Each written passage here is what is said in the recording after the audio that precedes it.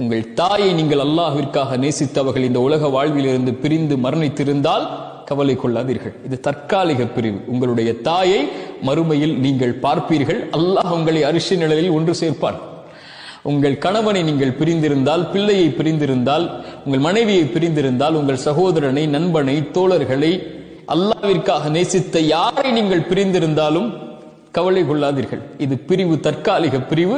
அல்லாஹ்விற்காக நேசித்தவர்களை அல்லாஹ் நாளை மறுமையில் ஒன்று சேர்ப்பான். ரசூலுல்லாஹி ஸல்லல்லாஹு அலைஹி வஸல்லம் சொன்னார்கள், ஒரு மனிதன் அல்லாஹ்விற்காக ஒரு நோயாளியை நலம் விசாரிக்க செல்கிறான்.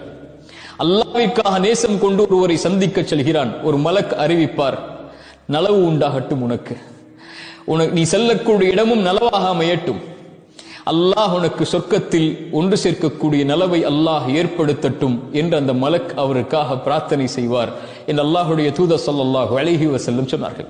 அல்லாஹுடைய தூதர் அதனால் தான் சொன்னார்கள், ஒருவரை நீங்கள் நேசித்தால் அறிவித்து விடுங்கள் அவருக்கு, நான் உன்னை அல்லாஹ்விற்காக நேசிக்கிறேன், இன்னி உஹிப்புக ஃபில்லாஹ்